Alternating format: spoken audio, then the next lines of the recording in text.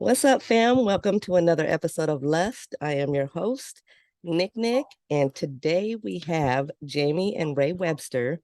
Welcome, fam. Thank you. Yes, today we're going to talk about wealth building strategies. And I want to get started by how did you guys even get involved in doing this? So, when we started on this path, it was unexpected. So, pandemic was the shakeup that everybody was not expecting. I was a dental hygienist for about 16 years. I left the field because being in people's mouths with a pandemic was not the way that I was going to spend the rest of my life. And between Ray's parents, my parents, our blended family, and medically compromised parents in about 5 households, because our children, right? It wasn't going to work out. So we made the decision to consolidate, go from 2 incomes to 1. And we were just winging a prayer how we were going to do this. And so Ray was presented with an opportunity to embark on one of those, his goal to become a financial advisor. And on that pathway, he decided to get his life insurance license. And then I really had to dig in and be like, so what is this journey what is it asking of me? What is my marriage asking of me? What is my family asking of me? What are all those things asking of me? So then I decided, okay, to be supportive of your role, I too am going to go ahead and get my life insurance license. So it has been a fast track. He has gotten his life insurance license and his investment license within about 6 months. We're about 2 licenses away from becoming a full brokerage.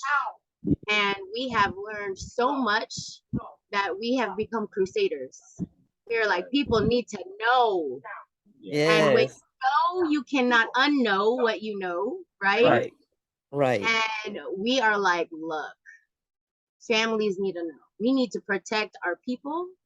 Our communities need to know this. Our people need to know this. Our children need to know this.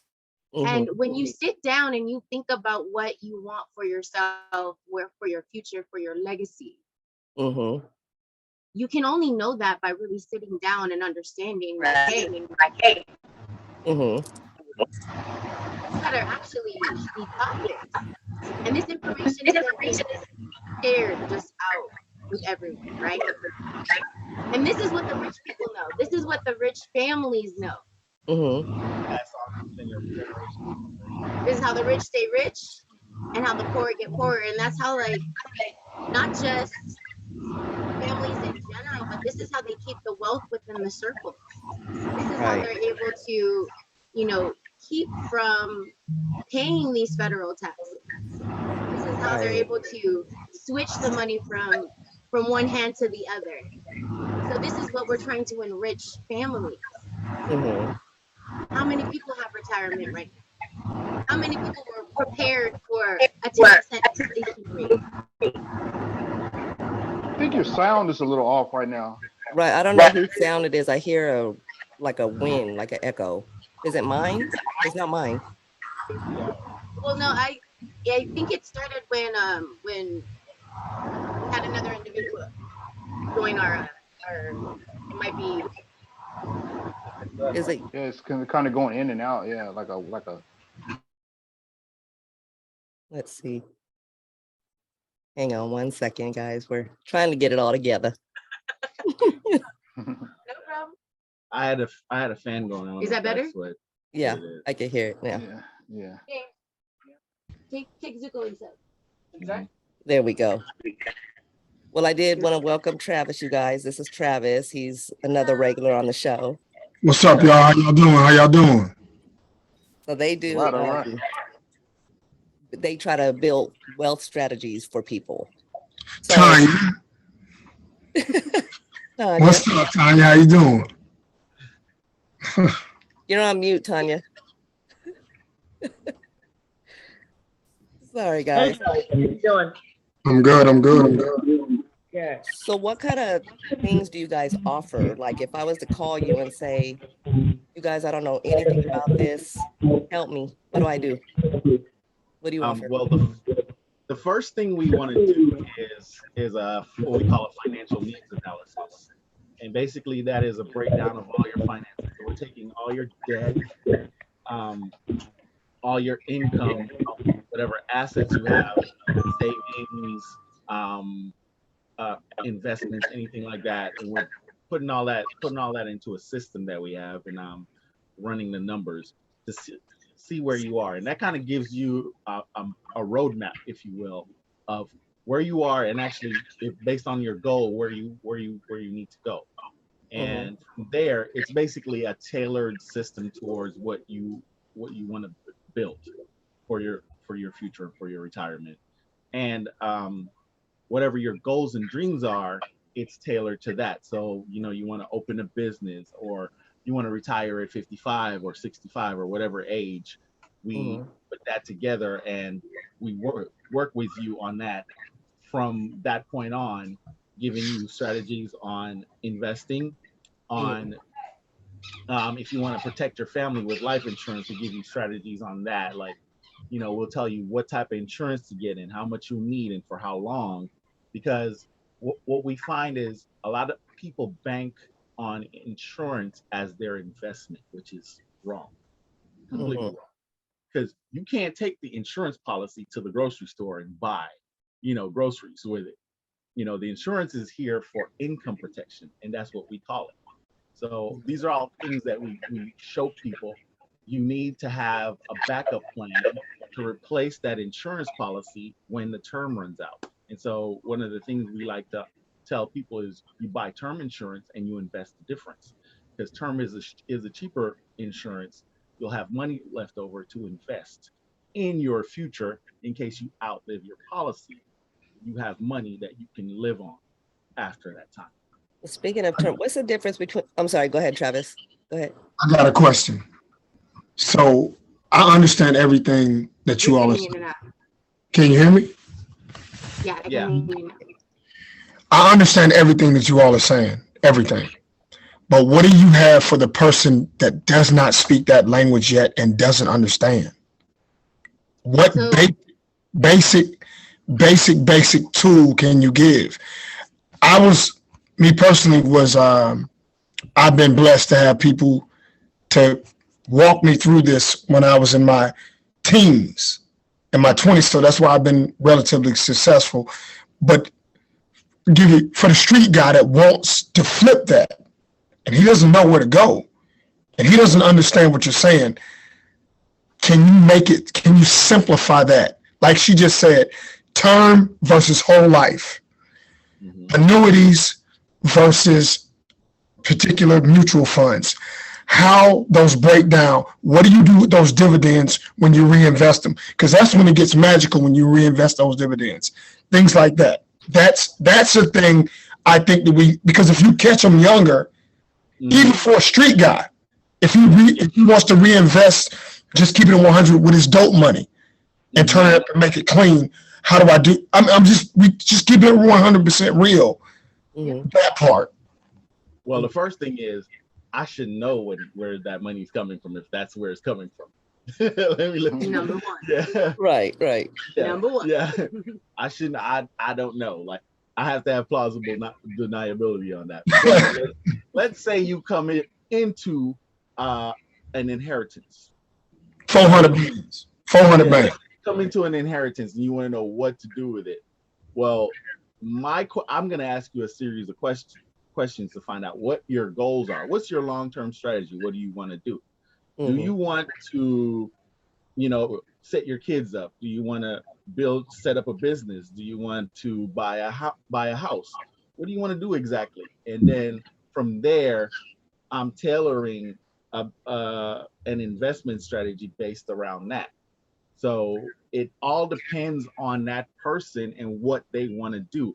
I'm not just going to start spewing out, like information to you and overwhelm you.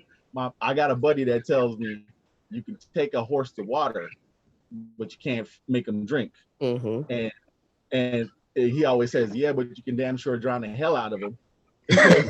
Right? So too much information, right, is also not a good thing when, you know, you're dealing with someone who has a limited amount of attention towards certain subjects or whatever.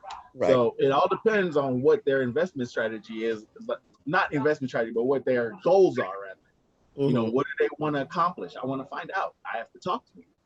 Right. You know, I have to dig deep down and figure out, okay, what is this person trying to gain? What are they trying to achieve with what they have, or what they're making? Because, you know, we can start as simple as $25 a month with investments. And you can take it to, if, like you said, somebody comes into an inheritance of $400,000, okay, you know, based on their age, based on what they plan on doing with that, you know, like, you know. And like if they want to retire at 40, right? You want to retire at 40, you know, you want to. I don't want to cut you off. I don't want to cut you off. The reason I'm saying this is I understand you're probably very good at what you do. But if it's financial literacy for young ladies and young men, you got the girl that's doing lashes, she doing makeup, she doing weaves, and the money's coming. She ain't got no idea. She doesn't even know. What you're saying is Farfig-Nugan, but she knows how to get paid. You catch her. So let's double back to Nick's original question. If she were to call us, what would be the first step? The very first step, even before the financial needs analysis, would actually be, before we do any work with anybody, everybody has to sit down and they would have to run through an educational sit down with us. We don't do any work with anybody who doesn't get the education, which runs about 20 to 30 minutes. We need you to understand what money is, how it functions, and what it's there for. No one does work with us unless they get that. So if we were going to run a life insurance, so if Nikki, if you ran to us and was like, hey, I want life insurance, can you run me a quote? We said yes, and you need to sit down with us for 20 minutes because you need to understand how this works. Because we're not going to do any business with anybody unless she gets that 20 to 30 minute sit down with us. Because we need you to understand how that works. We need you to understand what compound interest is. So to go back to your question, for someone who has no idea about what that means and what compound interest means, we run that with you. We tell you about what the global market is. We tell you what the function of banks are. We tell you, okay, if you are 25, we need you to understand how many doubling periods you have left in your lifetime at a 4% interest rate. At a 3% interest rate, at a 12% interest rate. And if you have your money in a savings account right now at 0.03%, how many doubling periods will it take for your money to actually grow? Okay. I guess what I'm saying is this. And I understand everything you're saying. And I love what you guys are doing, and I see it. You got. I'm a little bit late. Y'all are married, correct? Okay, so y'all. I love that. What I'm saying is, you just said a doubling period. I'm telling you, some of the smartest people I've ever met are some hustlers. And yes, the people that understand this is not for them. What I'm saying is, in your vernacular, what I'm getting from you all, please make it to where, because they're gonna come in guarded anyway. Because you know people that move like that. What I'm saying, let's reach those people, just in a group. Let's. You muted. You cut out. Can't hear you. You cut out. You can't hear you. Can't hear you, Trav. Travis talks faster than his computer. Well, let me ask a question then while we wait for him to get back on. No, I'm back. Okay. Go ahead. I'm gonna say this: the person that's making 100, whatever, on a job, that's different types of money. But if you got a person that's out there and they really want to clean that up, I'm just saying. I'm not telling you at all. I'm not trying to tell you how to run your business at all. you gotta speak in a vernacular that can reach them to make them sit still and listen to you. Cause they gonna come in guarded. Like me and Tony was saying, they gonna come in guarded. But that's what she's saying. She's saying that they would have to take that course with them. Mm-hmm. And that's going to help educate them to what they're trying to do. You know what I mean? Yeah, we do have different presentations that we give people with different illustrations on there, and each of those will run through them. But as we're running through them, we're giving you like the breakdown of each one. Like, I'll give you an example. You know what the rule of 72 is? And so the rule of 72 is a compound interest formula that was made popular by Albert Einstein. So if you know what your interest rate is that you're getting paid by the bank or credit union or whoever is paying you wherever you have your money held, you can use the rule of 72 to figure out, like Jamie was saying, what your doubling period is, how long it will take your money to double, right? So you get 4%, you take 72 divided by 4, right? And that tells you how long it will take for your money to double. And to give an example, right? A bank account is considered a high interest bank account if it's 3% or higher. Mm-hmm. I was talking to a girlfriend last week. She's like, "Hey, Jamie, what you think about this?" And I said, "What's up?" I just found out that my bank account just hit 1.7 or 1.78% high interest compound interest rate. What you think?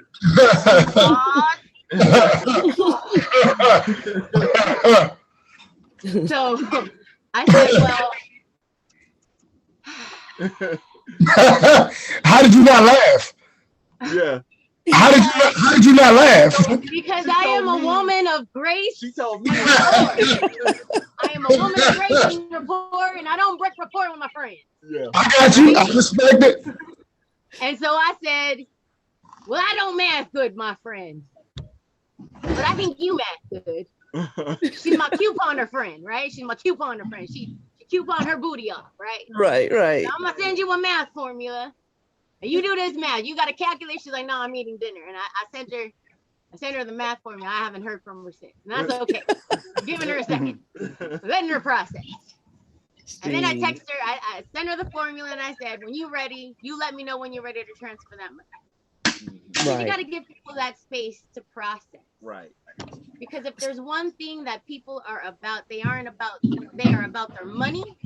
They don't like being made a fool. And they don't like having an audience witness when they've been made a fool about their money. Right. So when you say you give them like a 30-minute just introduction to what you're doing. So I'm assuming like you probably come in and the first thing you ask them is like, do you understand the definition of financial literacy? Most people don't. No. You know what I mean? No, I didn't know what it was. Don't ever ask that question. Yeah, nope. You don't even ask that question. No, you don't trigger. You don't trigger. But do you feel like that's something that's necessary to understand financial literacy? Like, Because because like for me, I think that a lot of us, like, I'm 52 years old. I didn't start learning about financial literacy until like I was like 40. You know, they don't teach it in school. They don't teach it in school. And, you know, when we talk about that, then, you know, take it to the next level of saying, okay, do you want to build wealth? Do you want to be an entrepreneur? Do you want to build multiple streams of income? Okay, you don't have any money. What's your credit score like? You can leverage your credit to make more money and start businesses in that aspect. And then going into the whole business, you know, credit thing, your LLC, your EIN, like just a little definition of some of what that introduction is. I'm assuming it's some of those things that I'm speaking of, but I just wanted just to get not too much because we don't have that much time, but just a little introduction of what, you know, when you say that first 30 minutes and you got to introduce them, understand which direction you're trying to take them. Yeah, well, the very first thing that we show them is, you know, okay, do you know how money works? And most people are going to go, yeah, we know how money works. And it's okay. So you get paid, you get your paycheck. It usually goes into your bank account, correct? And usually the answer is going to be yes. Okay. So you understand how banks work. The answer most times is going to be yes. Okay, so understand that the banks are not holding your funds when you give it to them. They actually take the funds that you put in there and go right out the back door and invest it in the global market. And most people go, oh, well, yeah, kind of. Well, some people say they know, some people say they don't. They don't. Yeah, so yeah, they'll try to save face, right? And then we'll explain to them, okay, so you know when your funds go out into the global market and the bank is the primary investor, that means they get the lion's share of the returns that those funds make. And they don't understand. Most people are like, wait, what do you mean? So there's a federal law that says that the primary investor gets 90% of the returns on the investment. So that means they took your money, they invested it, they got 90% of whatever returns they got on it, right? And then they only paid you 0.01%, 0.02%. If you're lucky, you get a whole percent. And it's a miracle if you get 2 or 3%. So you understand now what's happening with your money when it's in the bank. And is that the part where you? Go ahead. I'm sorry. I was going to say, was that the part where you understand? Because like a lot of people say, just like you said, you work for your money. You work for your money, but then give them the understanding of you can make your money work for you. Exactly. And so that's the point we get to when we say you can become your own primary investor and have your money work for you. Yes. And you put your money in the market yourself by opening these types of accounts. And we show them what types of accounts to open and where to put those funds, and show them what a projection of what it looks like over time, what they'll be earning. Because most people don't know this, but the stock market, even though it sounds scary, on average, since 1924, the average rate of return in the stock market is between 10 and 12%. 10 to 12% over the last 44 years. You are right on target. Over the last 44 years, 10 to 12%. So you think about that, your money in a bank earning 0.01% and doing nothing for you. Nothing. Or in the global market, the stock market earning 10 to 12%. Which would you prefer? And that's right. Ask the clients. Your volume went low again, you guys. Oh, it did. So let me ask a question. Is this like Prime America? I have a girlfriend that's in Prime America. Is this Prime America? It is, yes. Yes. Oh, okay. So if I had $10,000 and I said, I don't know what to do. I'm giving you $10,000. I want to make some money. I'm trusting you. Here you go. I have to find out what your risk tolerance is first. How aggressive do you want to be? Do you want to, how quickly do you want to see those funds make a return? 5 years. 5 years, then you sound more aggressive. So now we're going to ask questions around that. How you set up as far as, if you lose this money, like, do you have a backup plan? We're gonna go deep into that to figure out what can you hear me? I can hear you, but it's low. It's really low. I don't think it's that. And Trav, yours is a little loud. I'll turn it down. Trav be coming in like, just right, I got a question. I'm going to turn it down. I'll turn it down. You hear me now? Is that a little bit better? A little bit. Can you guys hear him okay? I can hear him, yeah. Yeah. Okay. And so the basic thing that we want to do is we want to find out what the client's risk tolerance is, and that's the number one thing with investing is we're going to find that out first before we even start looking into where to put that money. We want to know how aggressive or how risk averse you are, basically. And once we get that picture, we can start looking at what type of funds to put it in, and which ones are going to bring you the best returns with the lowest amount of risk. Gotcha. And Okay. multiple streams of income there too as well. You have Absolutely. to. Absolutely. You have to. And Mhm. that's one of the things. So, retirement. So retirement is supposed to be where you don't have to work if you don't want to, right? Mhm. We see so many people now where they retire and then, a couple of years down the line, they got to go back to work because their money ran out, their retirement Yep. funds ran out. And Yep. so what we want to show our clients when we talk to them is, okay, you need to have XYZ amount of money to retire because you want to be able to turn on these faucets at different times, different intervals. So they're going to be paying you income passively as you go. You want to have annuities, you want to have, mutual funds, you want to have your, IRAs, whether it's a traditional or a Roth IRA, depending on, how you're set up to pay your taxes and how much money you have. Because, a lot of people want to keep their money. They don't want to give it to Uncle Sam, right? But don't you think some of this should be common sense though? Like you should know. No, Nope. some people don't Not though. at all. Not at all. There's a lot of people that don't. It should be, and Yeah. not to knock anyone that doesn't know it, because this is something that is not discussed openly, especially in our community. But the reason I say It's not taught in schools. Yeah, it's not taught in schools, and there's a reason why that is. But Tony, here's my problem with that. Mhm. In our community, Mhm. you say, if you know how much Balenciaga costs, you know how much Gucci costs, you know how much Fendi costs, but you don't know how a mortgage is constructed.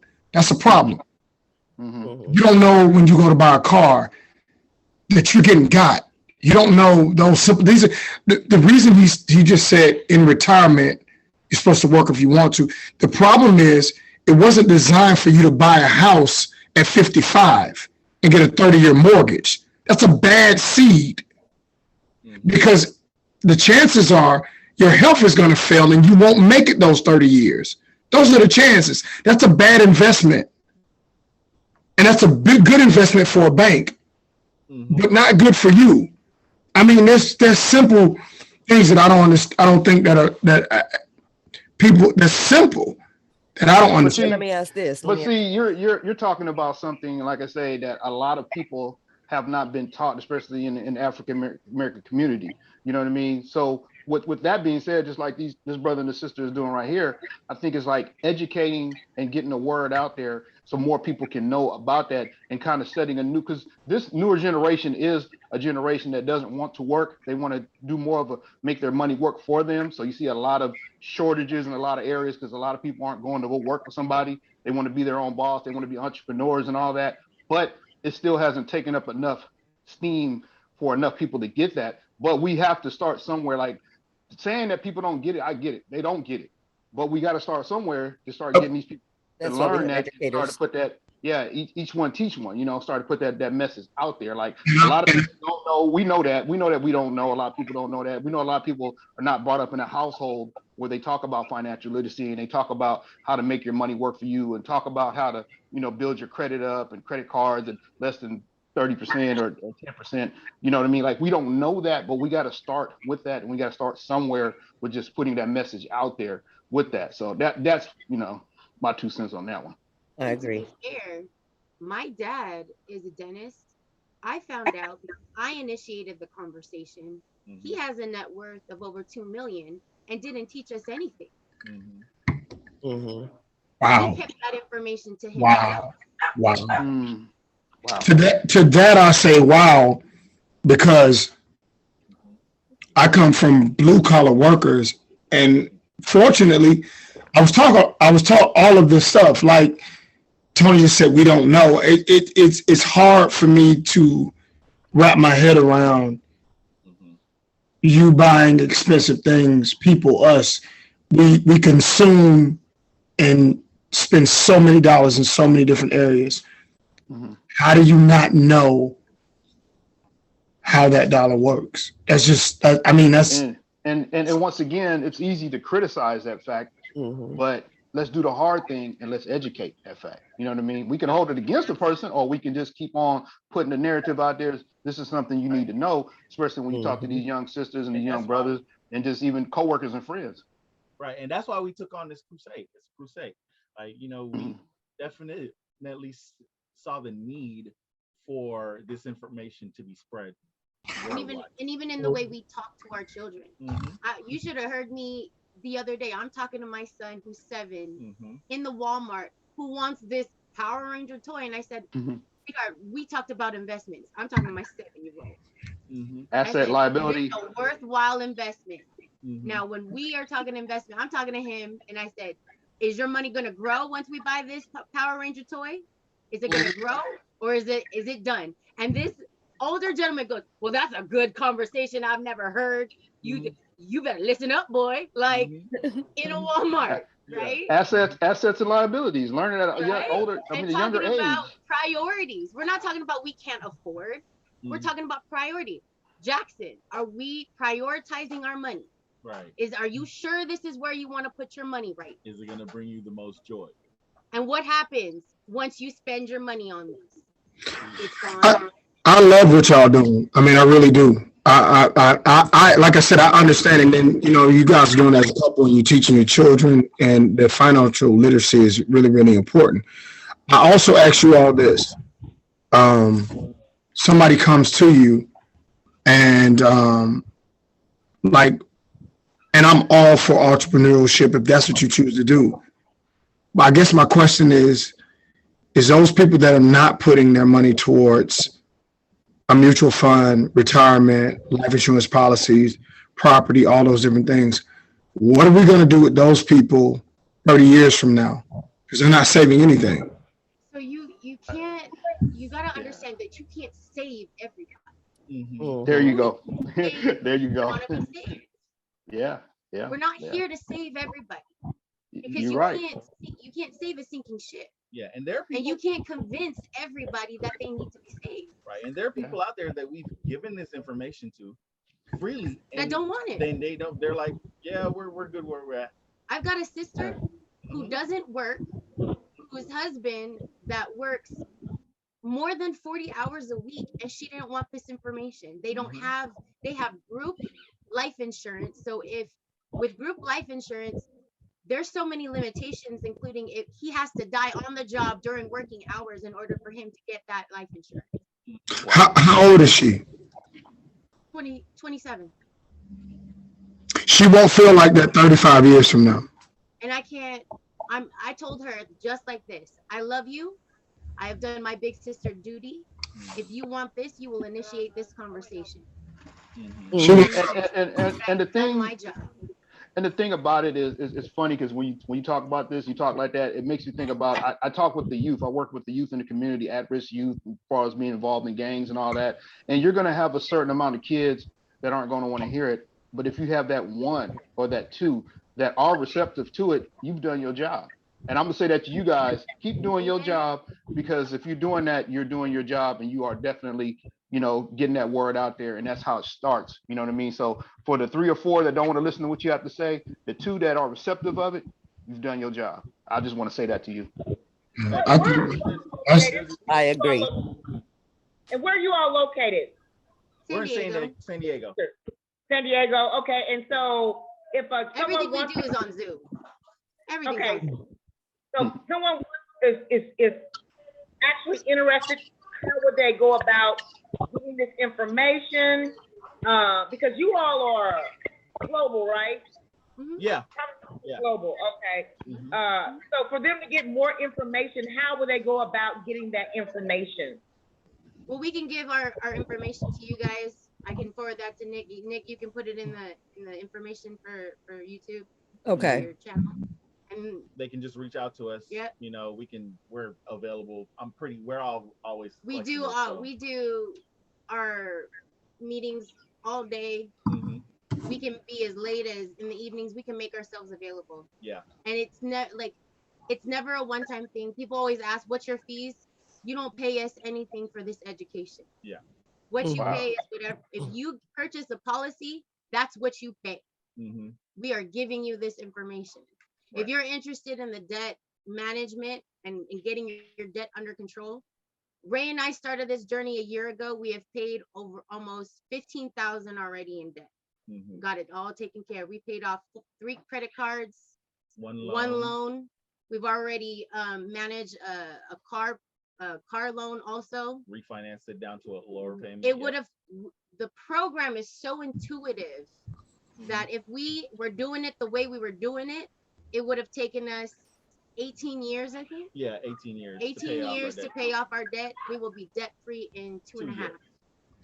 What would you say to someone that wanted to invest in real estate right about now? Well, real estate is always going to be there. It's always going to be a good investment. Average returns on real estate is around 7%. So it all depends on what that person's looking to do. It's less risky than the stock market. I'll say that. Very much. And it doesn't take as much. But there's still risk. In any investment you make, there's still risk. So you have to basically do your research. What are you looking to accomplish when you're investing in real estate? Are you looking to get income coming in? Passive, yeah. Are you looking just to buy property for your family later on down the line? It all depends on what you're looking to accomplish. Okay. Buy a foreclosure, fix it up, and flip it. Yeah. Short sale. Right. Not a short sale. You don't want to buy them. You want to buy a foreclosure. You don't want to buy a property that's in distress and somebody just, it's nothing wrong with it. They just can't pay for it because they lost their job or something and they gotta, they don't want to have that hit. How you gonna buy it? So you can buy it if you got good credit. You gonna buy it from them or you gonna buy it? You gotta apply for a loan. The short sale has to be approved by the mortgage company. So, that just works. I've bought I probably purchased about 11 homes over the course of my life. So yeah, real estate is really cool if you know what you're doing. And if you don't know what you're doing, I mean, tax sales. You get your head knocked off. You get your head knocked off if you don't know what you're doing. It's a way to make money. It takes a certain type of person to be a landlord. So that's something I would tell somebody if they were interested in real estate. That's not for everybody. You're gonna get every management. You're not gonna get it. Well, that's the thing. That cuts into your money, and you're trying to get it off the ground. That's gonna be difficult. So you need every dollar you can, every dollar you can get to make it go. But I say real estate, yeah. That's a really good avenue if you know what you're doing. If you're patient and you can wait for years for your money to come back. I sold prematurely down the road. I mean, years ago, had I held those properties that I had back in the day when this inflation situation happened, I probably would have walked away with about $3.5 million. Cool. Like from all the homes, I could have sold them and made crazy money off of them. So, volatile market.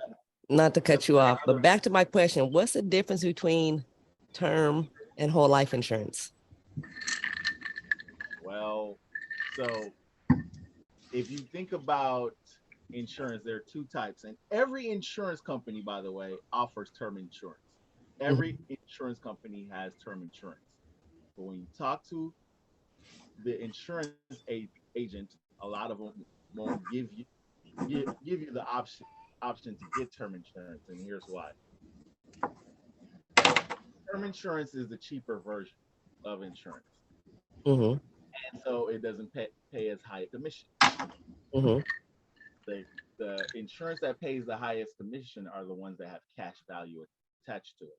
So that's your whole life, that's your variable life, index universal life, variable index universal life. Anything that has a cash value attached to it is basically what you're going to be sinking your money into and not actually getting what you're paying for. And here's why we would that be the whole life or the term? Whole life. So what we do, and this is why we say we buy term and invest the difference. Your savings should not be tied to your insurance. And that's what they do with the cash value. That's what they taught me.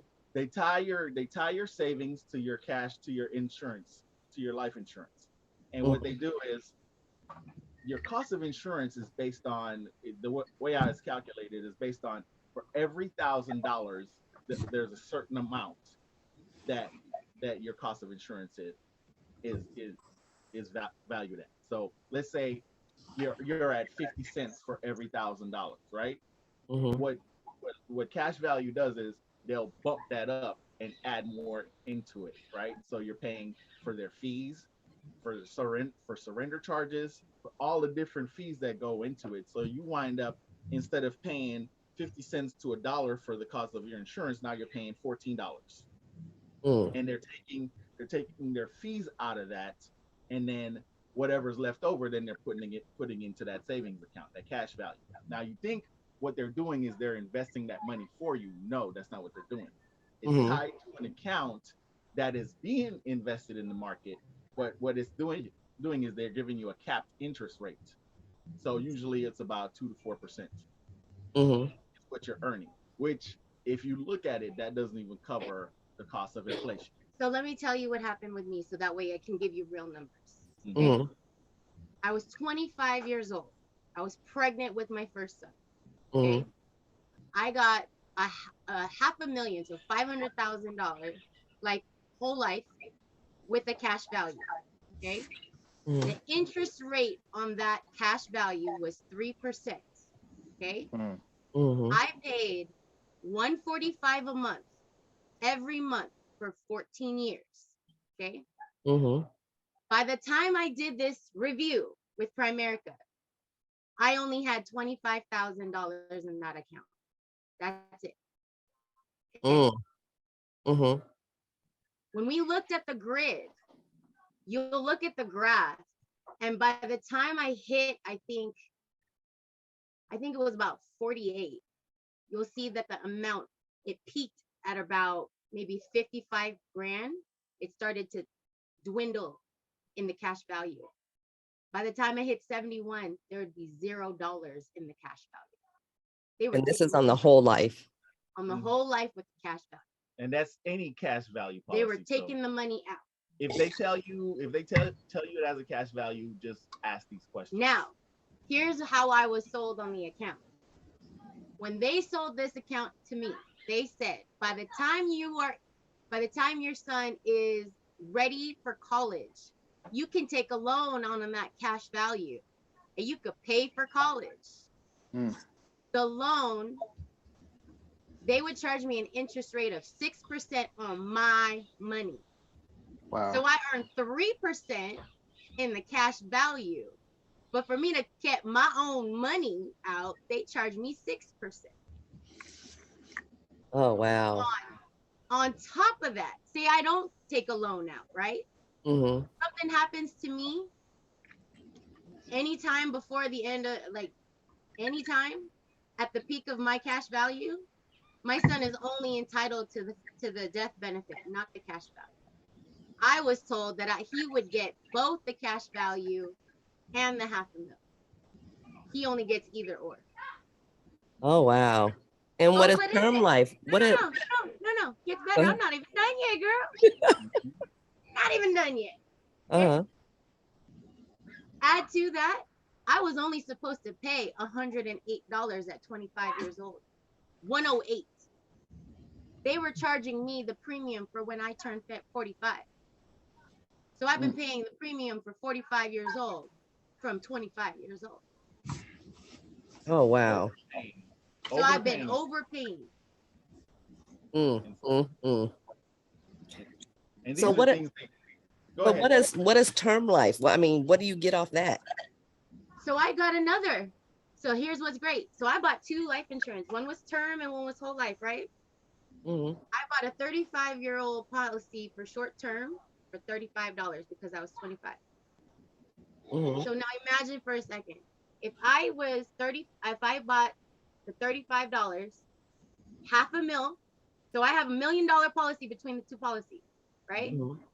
$500,000. So now I have 35 years to become self-insured if I had just invested in a high compound interest rate. Covers the same thing.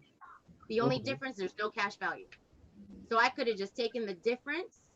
So if I took that 108 or that 145 or that 145, I put it in a high yielding interest rate account at 9%, I would have had maybe 60,000 in a bank account right now and saved all that money. Wow. That's the difference. And the thing with these policies, See? the thing with these policies that they're not telling you is, in order for you to build a cash value, you have to overpay on the insurance premiums. You have to. There's no other way to do it.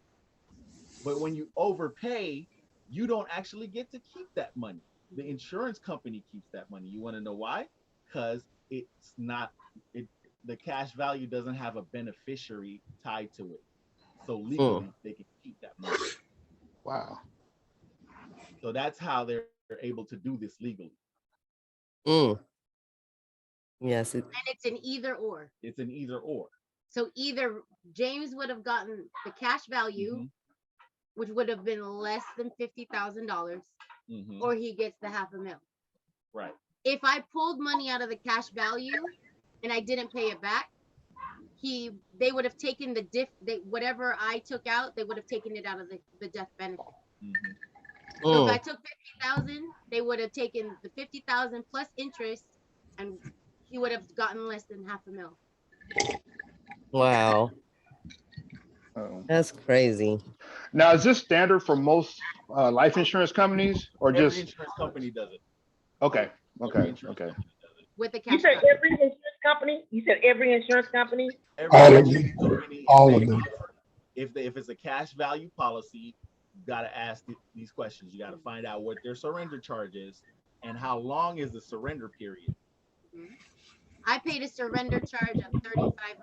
And then you got to ask them, do I get both the cash value and the death benefit if I pass away? They'll tell you no. I'm canceling my insurance tomorrow. No. Don't do it. Don't do it. This is what you're going to want to do. You're going to replace the policy. You have to replace the policy. You need to. So ideally, if you wanted us to take care of it for you, you're going to want to put another insurance policy in place first. Yeah. First. Because see, we don't want you losing that time you think. So hypothetically, say you call me up tomorrow. All right, Jamie, let's get this going. I'm like, all right. We still do everything we said we were gonna do. We're gonna have you sit down, learn, like you're gonna do the presentation. At the end of the presentation, we're still gonna run you that quote. Okay. We'll run you that quote. We're gonna put everything. We're gonna run the application in, because if you started off fresh, you're gonna be subject to a 2-year probation period. If anything happens to you medically in that 2 years that can cause you to be uninsurable, you're gonna lose the life insurance. Got it? So if we replace it, you're not gonna lose any time. It just replaces the old life insurance. So if you end up with a medical condition that deems you uninsurable, it doesn't matter. We replaced your life insurance. So you're covered. Gotcha. See what I'm saying? Yes. So this is why what we're talking about, what we want to protect what you already have. Right. We don't want you losing what you have. Gotcha. Does that make sense? Yeah. What we do is we try to add. We strategize. These are about strategizing what you have, protecting what you've already put your money into, so that way you don't lose any of those benefits. Gotcha. Now, does any of your kids have life insurance? My youngest. Your youngest? He has a separate policy? How old is he? 11. Okay, so here's the thing. This is why we went with Primerica. Primerica is the only life insurance policy that does family policy. So with one policy, one premium, you cover the whole family. You don't pay separate. Gotcha. Okay. Wow. Okay. So this is why we were like, this is legit. Now, this is what we loved about it. I met with a girlfriend yesterday. Every single person in her family has medical problems. Her husband, her 2 daughters, both daughters are under 18. One of her daughters missed 63 days of school last year. Mm. She's not even in high school. Wow. Wow. I told her, I love you. Please sit down with us. Let me get your family covered. Because if she gets diagnosed tomorrow with a medical condition, she's uninsurable. Let us get her on a policy. So that way, if she does become uninsurable, no life insurance company is going to touch her. Mm-hmm. She said, call me next week. Let's get this going. Because when her daughter turns 25, she transfers her to a life insurance policy, no medical review. She's automatically covered. Wow. You know, I had Gerber who did me like that when my daughter was autistic. And when they found out she was autistic, they dropped her. But I had the policy and she's 23. So I had the policy from the age 1 from birth up until she was 18. Yeah. And so when I'm doing my review or whatever they sent me, and they asked, you know, does she have autism, yada, yada, yada, yada. Next thing you know, I'm like, oh. Is she 23 right now? Mm-hmm. I'm sorry. She's 23 right now? She's 23 right now. You can get her covered right now. No questions asked. But this is, what I've done is the same thing that you guys said don't do. I have several different policies on myself and several different policies on her, and then of course a policy on my youngest daughter. And so you can consolidate all of that to one premium is what we're saying. Gotcha. So you can consolidate all of that, so you're only paying for one. Right. So sit down with us. Yes, is what yes. we're saying. And the thing is with children, when they're younger and you have your children added to a policy in Primerica, what happens is if anything happens to the parents, the kids get free coverage all the way up until age 25. And Primerica pays for it. Primerica pays for the coverage.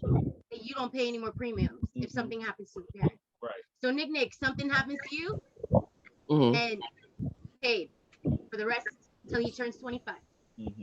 Okay. And then we watch over that policy. Yeah. We take care of that policy. So if I walk in and I say I want a $550,000 policy at 50 years old, like how much would that be for me? We'd have to run it through underwriting, and we'd have to figure out what they come up with. Okay. We'd have to figure it out. But we play with it. Because see, here's what people don't realize. Yeah. Here's what people don't realize. And this is what we did. We're going to let you in on a little secret that we did. Because we bet on ourselves. And we like people who bet on themselves. And Nick, if there's one thing I know about you, Mama, you like to bet on yourself. I know my friend. Okay? What we did, because you can play with the numbers, okay? For the first 15 years of our life insurance policy, Ray's covered at $450 and I'm covered at $350. For the last 10 years of our policy, he's covered at $250 and I'm covered at $150. It drops our policy premiums. So you can play with the numbers. They don't always tell you that. Now, and what that allows for, it gives us time to build our wealth. Because we're banking on us. Yeah, you want building our wealth. We don't want you to be insurance rich and cash poor. We rather you be cash rich and insurance poor. Now let me ask you. I'm sorry. And the reason why we say that is, if you have money available, if you have $265,000 right now, you really need insurance. You can pay for your burial costs, and you have something to leave behind for your family. You really need life insurance. And that's what we try to teach our clients is like, life insurance shouldn't actually be for your entire life. It should only be for a period while you're building your wealth. Is that enough though? No, I'm just using that as an Okay. example. Okay. You know what I mean? Now, I'm sorry. go ahead. Go ahead, Tony. Now my question is this: with this information that you're putting out there, and it's really really good information, do you get any kind of backlash or feedback from that? Because I know that when you educate people on certain things and you kind of educate them in a way that's going to benefit them, the other people that are, because you're kind of cutting their money to a certain extent, they don't like that because they've been getting over all this time. So have you gotten any kind of flack from educating people? All the time. I get into arguments with people on social media all the time. I just had a brother. But he a fighter though. I just had a brother the other day because, and I'll give you a backstory. I had back maybe about 20 years ago, I had an index universal life policy, and how that works is they tie the policy to an index, index in the stock market. So the S&P 500 or the Nasdaq or one of those indexes, and as the stocks or the stock market in that index climbs, they pay you a certain amount of interest based on that index, which is capped, and usually it's capped at about 12%. So as it rises, as the market is growing, your interest rate is up high. It's at like 12%. But if it falls or if it goes below, you know, if it's losing, then it stops at zero and it just stays there until the market builds back up again. Wow. And I had a policy like that 20 years ago. I just got the policy because it sounded good. I had no idea. Nobody explained it to me, but what was attached to it was a cash value. And so I was overpaying for this policy. I had $100,000 of coverage. I was paying $175 for it. And I was young. I could have had $300,000 of coverage paying $22. I didn't need that policy at that time. You know, so I was overpaying for that policy. Now that I'm older and I know about this policy, I'm talking about, you know, what I'm learning online, and a brother who sells one of these policies, he challenged me on it, and he said, you know, basically called me inexperienced and asked me if I had my investment license and all that stuff. And I started breaking down how his policies work, breaking down how high the fees are. And I started showing him based on the cash value that's attached to it. I asked him, do you yourself own one of these policies? Because most times when they're selling you these policies, they don't actually own these policies. Right. Most of them own term policies, and they sell you the cash value policies, even though they own term policies. So I'm asking him all these questions, and he went dark. He went silent. He stopped talking to me. And then the next day, he actually, because my number is listed on my page, you can go and it'll take you to our Primerica website, and so you can see my contact information. He actually hit me up on text and said, "Hey, we're doing a group. You know, I want you to be in the group. You can come and pick apart a policy, but I want you to learn more about how the IULs work." And I'm like, I don't need to learn how they work. I already know how they work. Right. You come in there now so you can try to, like, you know, defend your cause, but you don't want to do it publicly. How you were trying to bash me publicly when I took you to task. You want me to come in private and talk to me about it. Right. So I get people that come to me all the time, you know, like, and they have negative things to say, and that's cool. I welcome the challenge because I actually have the knowledge and I know what I'm talking about. Do you know how your policy works? Do you know how your product works?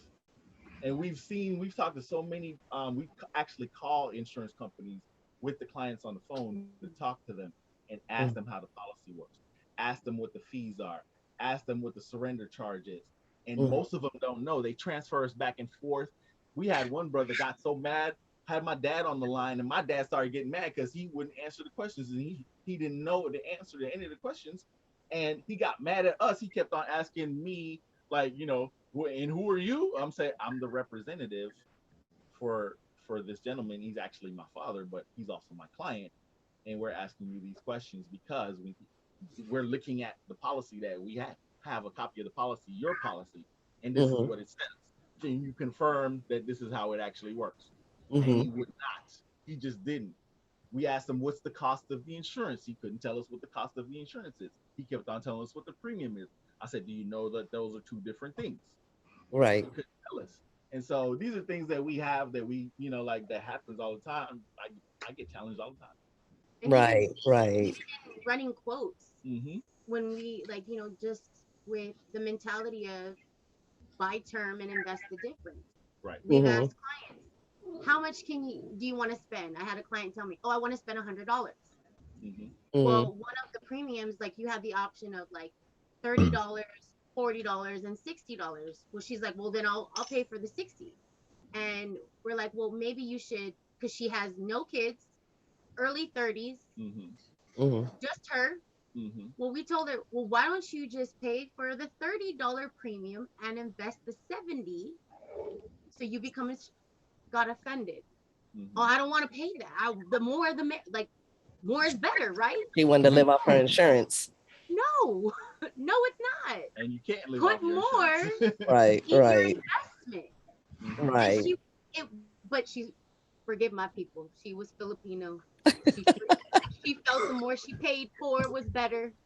Right, Mama right. taught her that, and she's like, well, I need to think about it. I haven't heard back from her, and that's okay, because that's that Mm-hmm. conditioning. Mhm. And a lot of what we're running up against is the upbringing, the limited Yeah, belief, that is the true. limited thinking.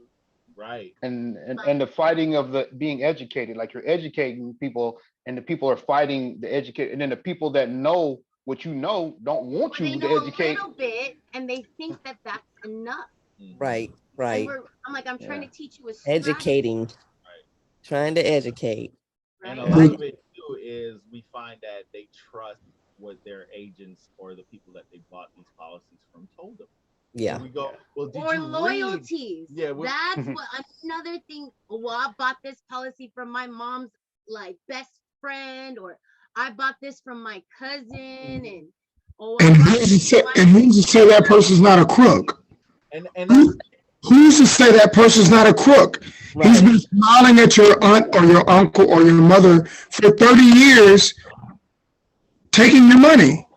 and it could be that they aren't a crook, because what we find is a lot of the times they don't know what they they just don't got even know. They don't sold. even know what they're selling. A lot of these agents don't know what they're selling.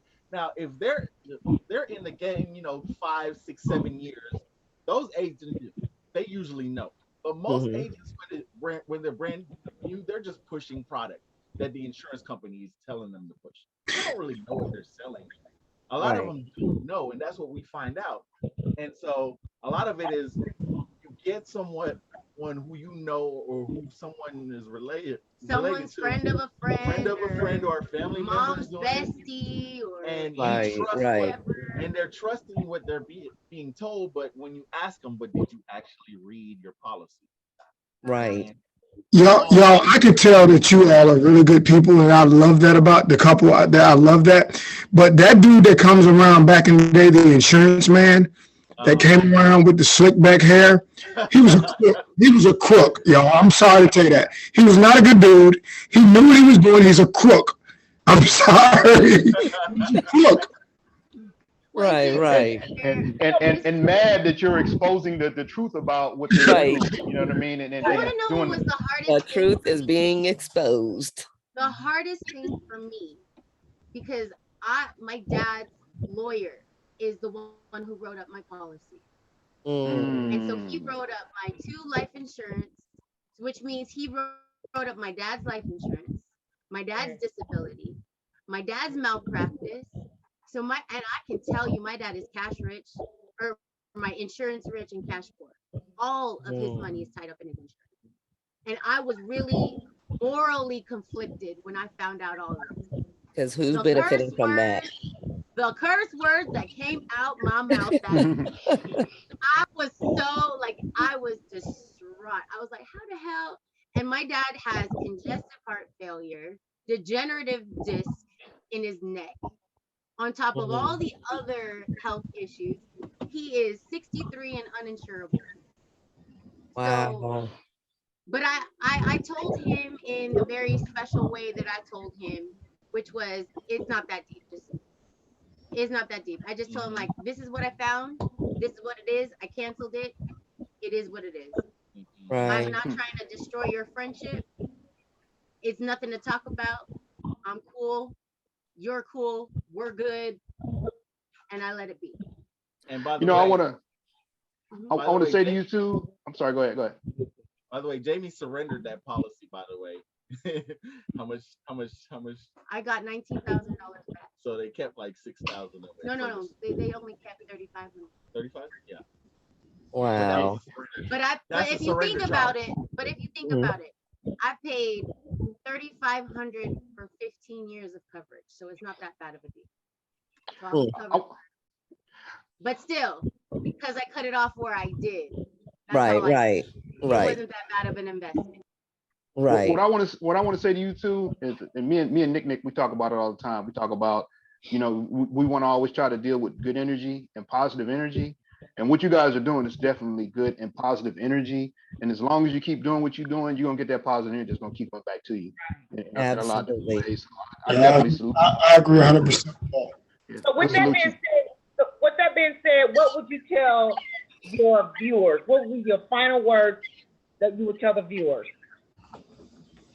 Well, the main thing I would say is if you don't know what your net worth goal is, start thinking about that. That's something that question that I ask everybody now. Mm, What is your net worth goal? Because right. that'll tell you where you're going and where you need to be.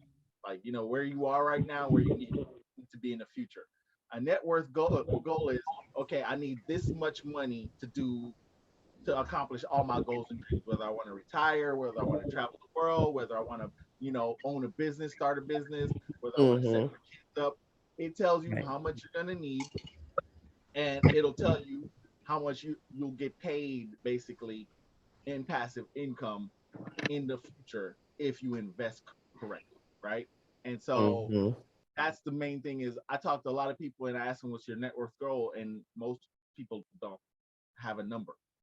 You know, most people don't have a number. You know, it's not Oh, like, yeah, like 150 million. I don't know. I don't, you know, like I don't know. Once you get that number, then we can really start working. Then we Right. can really start moving towards your goals and your dreams. You know, Definitely good to know. we started off this podcast talking about financial literacy, but now that I've listened to a lot of what you're saying, it seems like there needs to be a new saying called life insurance literacy, because I think a lot of people aren't really, because I learned a lot just right now from the, you know, the life insurance part of what you're speaking of. And I think a lot of people need to have that literacy. They need to be educated on how life insurance works and how you really got to be careful, because it seems like there's a lot of crooked people out there and they're really going to take your money and you know, rob you in the end. So people need to educate themselves on how life insurance works. What A, is a, better a lot strategy? of them are selling a product that they don't even know that they don't know how it works. That's the worst part. Yeah, Right. and Right. thing And the is, thing about this, I have a appointment with my agent tomorrow. I think what I'm gonna do is cancel. Mm-hmm. Yeah. Call Jamie. and the thing is, and the cash values, they do have there is some legitimacy to them. If you are already wealthy and you're Yeah. looking for a tax shelter for your money, Mm. cash value is cool. Those policies, you want to put away 2 million, 3 million, and you put the money in those policies, they'll earn a little bit of interest, tax deferred, right? Mm-hmm. So those are good. It's good for people that already have money. But if you're talking about middle income families, low income families, those aren't the policies to sell to those people. That's irresponsible. Right. And Right. anybody selling to families like that, it's just bad business all around. Right. About as good as an interest only loan. Huh. And And just and only I for want 5 years, then adjusted. Yeah, about as good as that. Mm-hmm. and You Well, know, Tanya, it I sounds I want like to tell you directly, Tanya, one of the things that I honestly appreciated about the Primerica family policy, and actually all of their policies, is that there is a specific terminal illness clause within all Primerica policies that if you get diagnosed with terminal illness, you can pull 40% of the death benefit as long as if you get diagnosed Mm-hmm. to help with any bills. you want to last hurrah. Right, And right. then if you get diagnosed with a disability, Mhm. I think there's like a 6-month waiting period, but then they'll pay all your premiums and all that. So Primerica, they've really reformed a lot of things within the company within the last couple years, which is why it was the company that we prayed about. Mhm. We don't do nothing unless we pray about it. Right. Right. I didn't do anything unless I prayed about it, because I was like, Lord, is this really what you want me to do? Right. Like, I really went from, this is how you want me to serve? Because Right, right. I do coaching. That's what I do. I coach people on their limiting beliefs. I strategize. I do all that. So this actually was aligned with that. So this supplements the business I already do. Yeah. So I definitely, because like I said, I don't be mathing good. Like, I don't do that number game too well, but I can plug some numbers into a computer. Like, I can do that. And I can fill out some applications. I can do that too. So All right, Jamie and Ray. Listen, we're gonna have a part 2 because we're going overtime. I definitely appreciate you guys. And for all the members, subscribe to L.U.S.T on YouTube. Let us speak truth. Appreciate all the knowledge you guys gave to everybody. And until next time, we'll holla. Pleasure talking with all you guys, man. Thank you for having us. Thank you. Thank you. Bye-bye.